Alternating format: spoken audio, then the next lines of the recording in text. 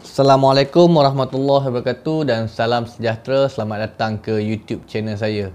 Okey, hari ni video saya nak buat tentang video antena parabolik V6. So ramai yang request tentang antena parabolik V6. So saya dapat satu WhatsApp, ada satu customer ni dia minta untuk saya setting dekat rumah dia, sebabnya rumah dia dah beli antena parabolik. So antena parabolik yang dia beli adalah antena parabolik V6 lah. So saya nak setting rumah dia sebab dia tak dapat nak setting. Yang dia pakai adalah plan Digi 150. Okay, internet Digi 150. So saya nak pergi setting rumah dia dan kita tengoklah hasil dia macam mana untuk antena parabolik V6 ni. So kawasan dia ni kawasan pendalaman jugalah. Kawasan pendalaman dekat Ipoh. Okey, jom.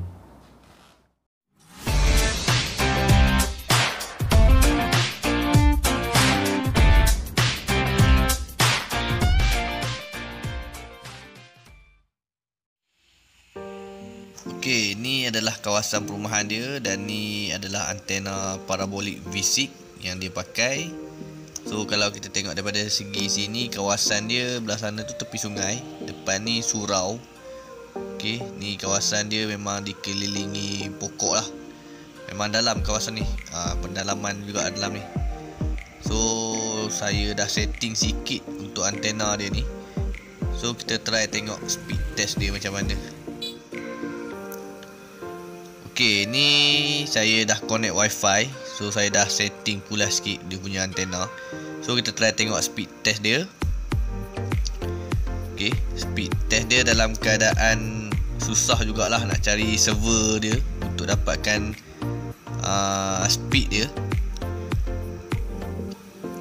So kalau tengok sini masih tak dapat lagi untuk bacaan server Digi tu, baru dapat. Untuk server kita dapat Digi Malaysia dan kita try speed test.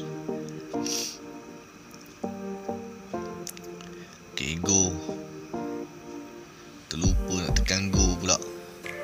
Okay, kalau tengok dia connecting untuk dapat speed pun agak lambat. Okay, ni speed dia yang saya dapat setting. So dia pernah setting tak dapat tinggi lah speed dia. Ni dia kata 13, 14 ni kira dah cukup okey lah. 17 Mbps yang saya dapat. Tu kira cukup paling tinggi lah yang saya dapat untuk V6 ni. So untuk upload memang tak naik langsung. Untuk upload sebelum ni dia dapat setting pun dekat modem pun 1 bar je. So upload pun memang tak dapat langsung lah ni. So saya cuba kita tengok Huawei Manager. Okay, ni bacaan Huawei Manager yang paling okey lah. Yang setting yang paling okey. Okey, kemudian saya pun try cuba dengan antena parabolik hitam dan kita tengok hasil dia macam mana. Okey, ni bacaan signal parabolik hitam. Kita tengok sini kita dapat dalam 4 bar dekat dia punya tu. So bacaan yang paling cantik pun macam ni lah yang dapat untuk parabolik hitam. So kita akan try kepada speed test pula. Kita tengok macam mana. Okey, ni speed test yang saya dah buat tadi masa setting. So kita try lagi sekali. Kita tengok macam mana dia punya hasil dia. Okey, kalau kita tengok kat sini, parabolik hitam ni boleh dapat signal yang lagi cantik dan speed yang lagi tinggi berbanding dengan parabolik V6 tadi. So untuk download dia maintain ke atas dalam 30 Mbps ke atas. Kadang-kadang cecah jugalah sampai ke berapa Mbps lah tadi, 50. So untuk upload kawasan-kawasan yang macam ni memang sakit sikit lah.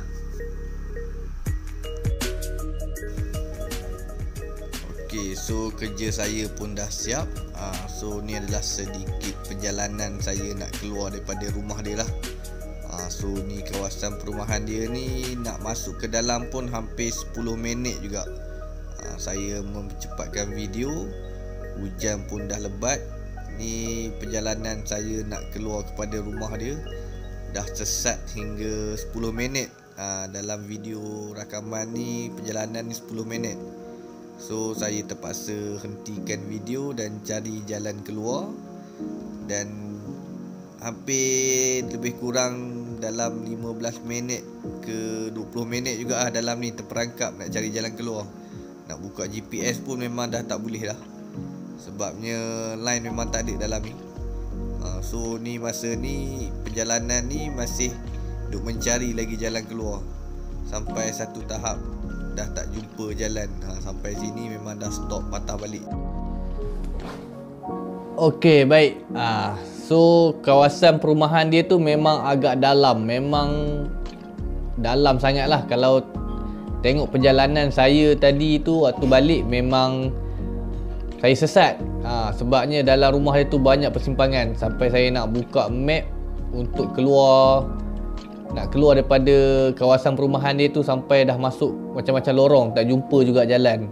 Dan Alhamdulillah jumpa juga jalan dengan hujan lebatnya, dengan kawasan situ dengan penuh air turun apa semua. Sebab kawasan itu, kawasan dia, rumah dia tu di tepi sungai juga, tepi sungai, dan dikelilingi dengan pokok. Saya dah masuk ke satu kebun sawit, lepas tu sesat lagi masuk ke kebun getah pula, dan macam-macam macam-macam terjadilah dalam tu. So kalau tengok daripada situ, sebab itulah saya tak buat untuk antena parabolik V6. Sebabnya antena parabolik V6 ni memang tak sesuai langsung untuk kawasan-kawasan yang dalam pedalaman macam tu. Memang untuk V6 ni memang lemah lah, signal dia memang agak lemah. So dia pakai pun kabel RG8U. RG8U tu ikutkan dah cukup power lah. Tetapi dengan antena parabolik V6 tu dia tak mampu juga dapatkan signal yang kuat lah. Bila lepas tu saya dah tukar kepada parabolik, untuk parabolik hitam, baru dapat hasil signal yang okey. Kalau tengok dekat situ, handphone dekat situ pun memang semua tak ada signal lah. Kalau kata rumah depan dia tu, kalau nak cari signal pun kena duduk tepi sungai. Ada tempat-tempat yang tertentu, tapi saya tak tahulah line apa. Sebabnya ada jemaah dekat depan surau, di depan rumah dia tu ada surau. Kebanyakan dia orang akan cari line telefon dekat tepi-tepi sungai tu. So bila saya tengah duk setting tu, ramailah yang duk tanya tentang antena parabolik ni apa semua kan. So Alhamdulillah lah saya boleh dapat setting dekat situ. Untuk DG dia lebih kurang, paling tinggi saya buat speed test boleh dapat dalam, nak capai ke hingga 50 Mbps. Tapi average normal 3-4 kali maintain saja dalam 30 Mbps. Dia tak drop sampai 20 lebih ke, tak ada, maintain untuk 30 Mbps. So untuk yang nak pakai antena parabolik, jangan ambil lah yang V6. Sebabnya V6 ni memang tak cukup kuat untuk tarik signal. Okey, sampai di sini saja untuk saya punya video kali ni. Jangan lupa subscribe saya punya channel untuk next video, ada konten-konten yang menarik. Kita berjumpa lagi. Assalamualaikum warahmatullahi wabarakatuh. Bye bye.